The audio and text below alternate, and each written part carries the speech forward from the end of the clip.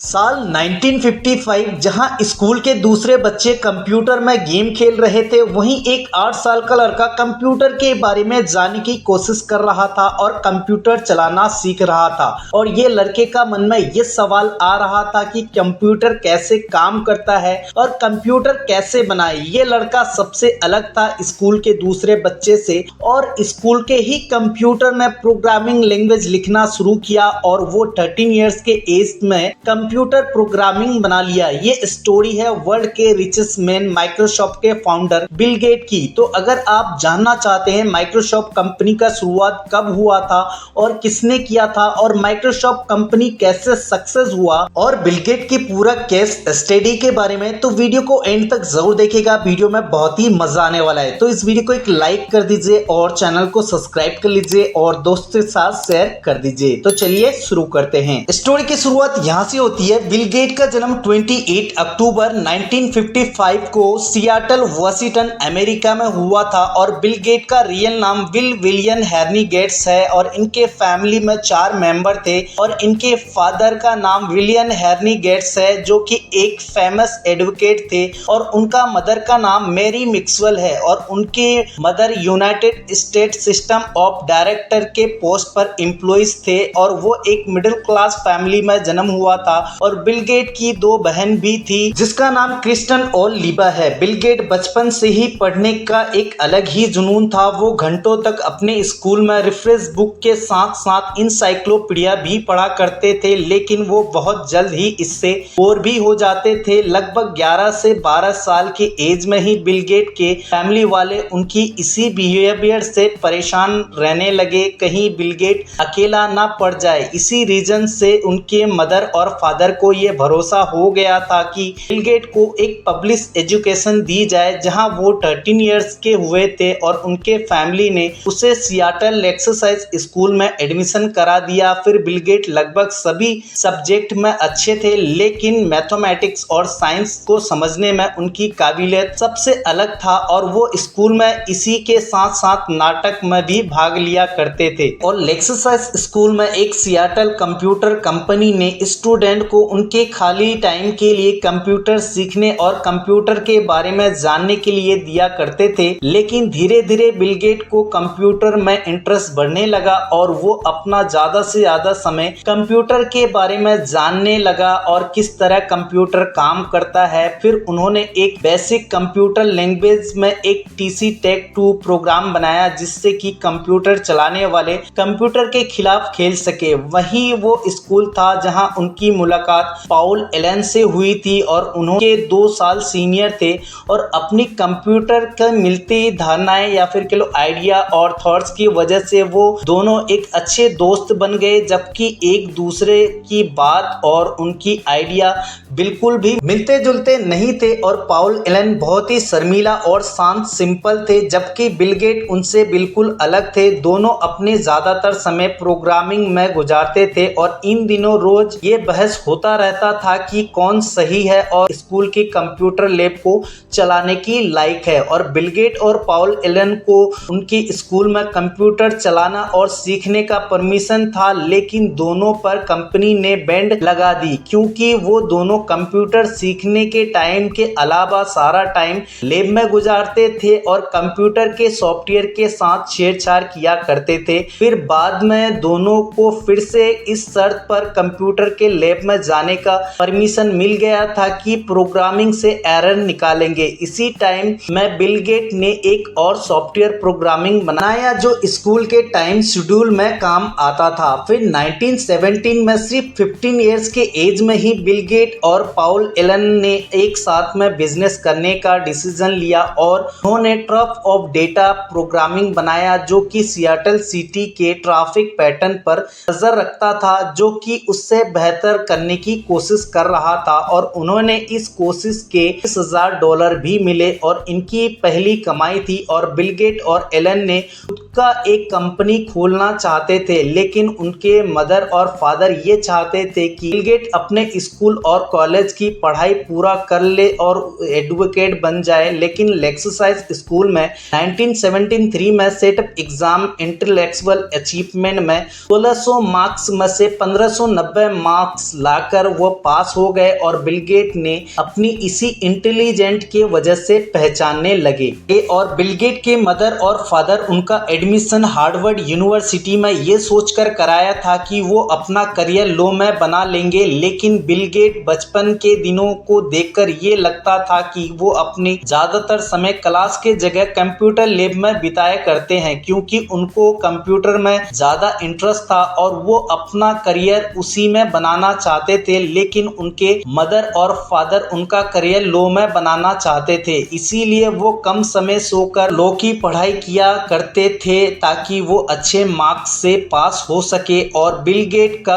Contact Paul Allen से ज्यादा नहीं रहा, क्योंकि पॉल एलन एक दूसरा वाशिंगटन स्टेट यूनिवर्सिटी में पढ़ने चले गए, जहां से उन्होंने 2 साल बाद कॉलेज छोड़ दिया और पॉल एलन बोस्टन शिफ्ट हो गए, जहां वो हनीवेल नाम की कंपनी में जॉब करने लगे। फिर गर्मियों के छुट्टी में बिल गेट और एलन का मुलाकात हुआ। फिर 1974 में बिल गेट और एलन के साथ हनीवेल कंपनी में ज्वाइन किया। फिर इसी समय के दौरान एलन और बिल गेट को एक बहुत ही पॉपुलर इलेक्ट्रॉनिक मैगजीन का भाग दिखाया, जो कि अल्टर 8800 मिनी कंप्यूटर किट के आर्टिकल पर बेस्ड था। और दोनों इस बात से खुश था कि ये कंप्यूटर बन गया तो दुनिया का हर कोई इसका इस्तेमाल करके अपना काम आसानी से कर सकेगा। फिर एक छोटी सी कंपनी ने अल्टर बनाया, जो कि न्यू मैक्सिको में जिसका MITS भी जाना जाता है। और बिल गेट और एलन ने एक कंपनी से कांटेक्ट किया और अनाउंसमेंट की कि वो एक बेसिक सॉफ्टवेयर के प्रोग्राम पर काम कर रहे हैं, जो कि अल्टर कंप्यूटर को चलाएगा। लेकिन रियल में उनके पास कोई अल्टर नहीं था जिस पर वो कोडिंग को रन करवा सके, मगर वो जानना चाहते थे कि MITS कंपनी ऐसा कोई सॉफ्टवेयर बनवाने में इंटरेस्ट रखता है या फिर नहीं। MITS और उनके प्रेसिडेंट ईडी रबोटरी ने उन दिनों उनके द्वारा बनाए गए कोड को शो करने को कहा और बिल गेट और एलन ने MITS के प्रेसिडेंट से रिक्वेस्ट की कि उन्हें 2 महीने सॉफ्टवेयर लिखने के लिए हार्वर्ड लैब में जाने दिया जाए। और एलन ने अल्बुकर्क में MITS के उस सॉफ्टवेयर का टेस्ट करने चले गए और वो सॉफ्टवेयर जिसका उस समय तक किसी भी अल्टर कंप्यूटर में यूज नहीं हुआ था, और वो सॉफ्टवेयर सही से काम करने लगा। और MITS कंपनी ने एलन को अपनी कंपनी में जॉब करने के लिए रख लिए और उनके साथ जॉब करने के लिए बिल गेट ने भी अपना हार्वर्ड यूनिवर्सिटी को छोड़ दिया, जिससे उनके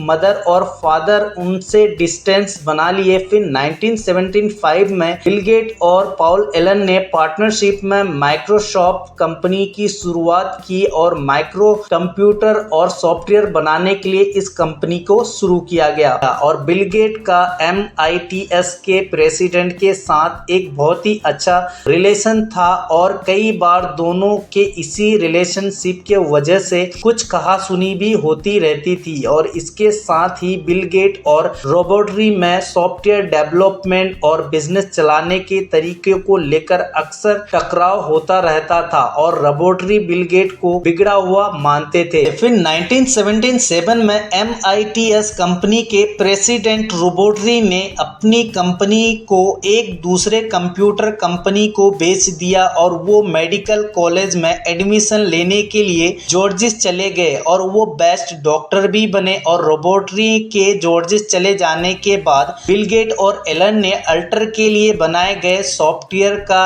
राइट एक्वायर करने के लिए MITS के नए ओनर पर FIR कर दिया और माइक्रोसॉफ्ट ने अलग अलग तरीके से सभी कंप्यूटर कंपनियों के लिए सॉफ्टवेयर डिजाइन किया। फिर 1978 के एंड में बिल गेट ने अपनी कंपनी का बिजनेस वैल्यू वाशिंगटन, जो कि सियाटल के ईस्ट में है, शिफ्ट कर लिए और बिल गेट अपने बर्थ ऑफ पैलेस स्पेसिफिक के नॉर्थ वेस्ट में आकर वो बहुत खुश थे और कंपनी के 25 एम्प्लॉइज पर ये जिम्मेदारी आ गया था कि कैसे इस कंपनी को आगे बढ़ाए और इसके साथ ही प्रोडक्ट का डेवलपमेंट करे, कैसे इसकी बिजनेस को आगे बढ़ाए और कैसे उनके सॉफ्टवेयर का मार्केटिंग करे और एम्प्लॉयज की अच्छी काम करने के बदौलत और बिल गेट के द्वारा एम्प्लॉयज को दी गई डायरेक्शन से उन्होंने सिर्फ 23 इयर्स के एज में ही 2.5 मिलियन का ग्रोथ प्रॉफिट कमा लिया। और बिल गेट ने केवल सॉफ्टवेयर बनाने में थे बल्कि उसके साथ साथ ही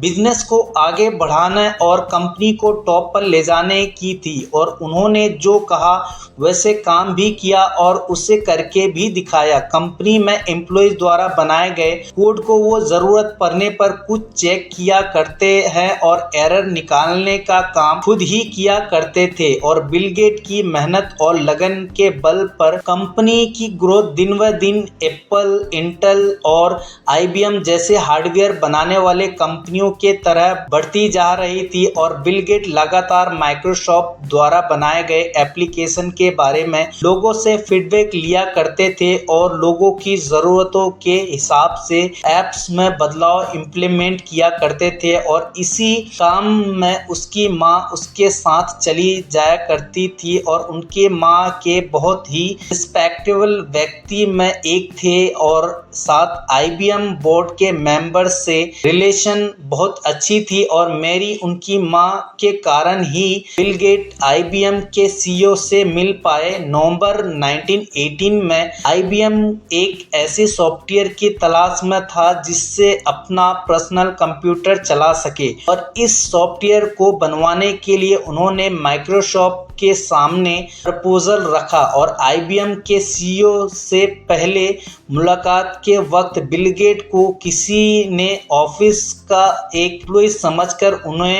उन सबको चाय पिलाने को कहा और उस वक्त बिल गेट काफी जवान दिखते थे और जल्द ही IBM उससे इम्प्रेस हो गए और बिल गेट उन्हें सॉफ्टवेयर बनाने के लिए राजी कर लिए और वो उसके सॉफ्टवेयर से जुड़े सारी ज़रूरतों को पूरा कर लेंगे। लेकिन परेशानी ये था कि माइक्रोसॉफ्ट कंपनी IBM के लिए बेसिक ऑपरेटिंग सिस्टम नहीं बना पाए जो कि IBM के एक नए कंप्यूटर चला सके। लेकिन ये कोई अंत नहीं था। बिल गेट ने एक ऐसा ऑपरेटिंग सिस्टम खरीदा जो इस प्रकार का बना हुआ था, IBM के पर्सनल कंप्यूटर पर काम करता था और उन्होंने इस ऑपरेटिंग सिस्टम के डेवलपर से मिलकर पूरा लाइसेंस माइक्रोसॉफ्ट के नाम करने को कहा। लेकिन उन्होंने IBM का सौदे के बारे में कुछ भी नहीं बताया और कंपनी ने बाद में माइक्रोसॉफ्ट के ऊपर FIR दर्ज किया और उन्होंने इम्पोर्टेंट जानकारी IBM से सौदा उनसे छिपा कर रखा और बिल गेट ने सीक्रेट अमाउंट देकर FIR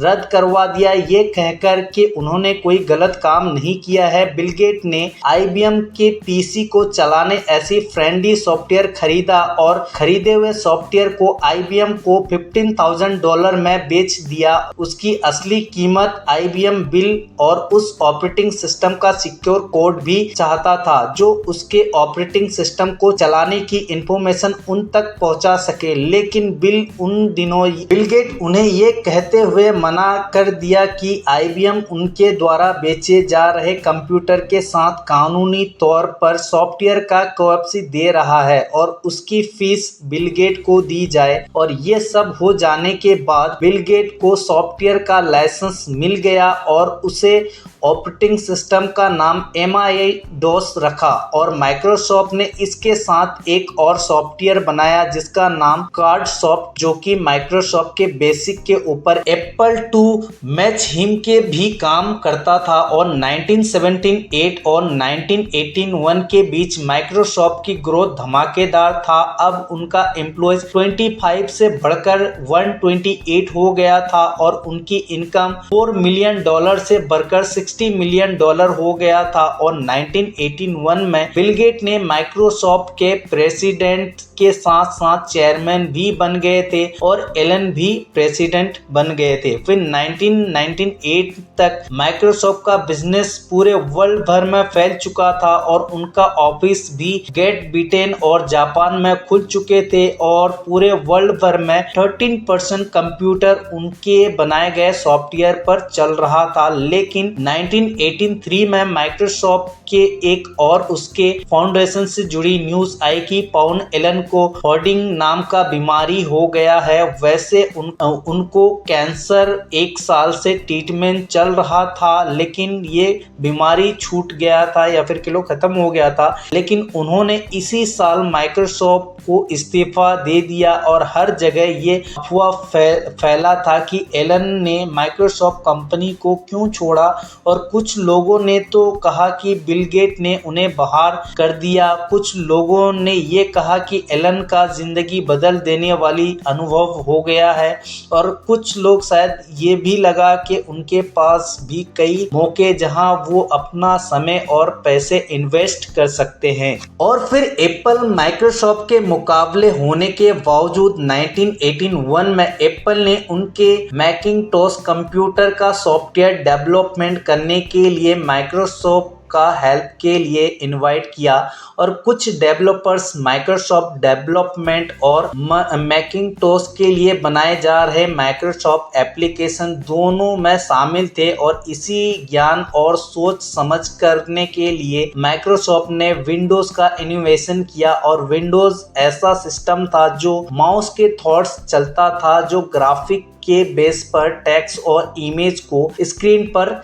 दिखाता था। और विंडोज MS-DOS से बिल्कुल अलग था, जहां MS-DOS में सभी टेक्स्ट स्क्रीन पर कोड के दिखाए होते थे। वहीं प्रिंट करते समय पता नहीं चल पाता था कि कौन से डॉक्यूमेंट्स प्रिंट करना है, और इस प्रॉब्लम को दूर करने के लिए माइक्रोसॉफ्ट ने विंडोज बनाया, जो यूजर्स का डॉक्यूमेंट ग्राफिक के रूप में दिखाया करता था, जिससे उसे यूज करने में आसान हो गया। इसी वजह से लोगों ने विंडोज खरीदा, और बिल गेट ने एडवर्टाइजमेंट कैंपेन में ये कहा था कि माइक्रोसॉफ्ट एक ऐसा ऑपरेटिंग सिस्टम तैयार कर रहा है जो इमेज को ग्राफिक के रूप में दिखाकर यूजर का काम आसान करेगा, और उनका ये नाम विंडोज होगा, और वो MS-DOS सिस्टम पर आधारित पीसी सॉफ्टवेयर पर चलेगा। और इस अनाउंसमेंट के 2 साल बाद ही विंडोज लॉन्च कर दिया। फिर 1987 में माइक्रोसॉफ्ट का शेयर का प्राइस $19.75 था, और बिल गेट दुनिया के सबसे अमीर आदमी बनने के करीब पहुंच चुके थे। और 1919 में जब इस स्टॉक का प्राइस हाई हुआ, तब $115 बिलियन का नेटवर्क बन चुका था, और बिल गेट दुनिया के सबसे अमीर आदमी बन गए। तो आई होप कि आपको समझ में आ गया होगा माइक्रोसॉफ्ट कंपनी का शुरुआत कब हुआ था और किसने किया था, और माइक्रोसॉफ्ट कंपनी कैसे सक्सेस हुआ, और बिल गेट वर्ल्ड के रिचेस्ट मैन कैसे बना, और इसका क्या स्टोरी था। तो अगर आपको ये समझ में आ गया हो और ये वीडियो पसंद आए हो तो वीडियो को लाइक और चैनल को सब्सक्राइब कर लीजिए, और दोस्तों के साथ शेयर कर दीजिए, और कमेंट सेक्शन में कमेंट करके जरूर बताइए, क्योंकि बहुत ही मेहनत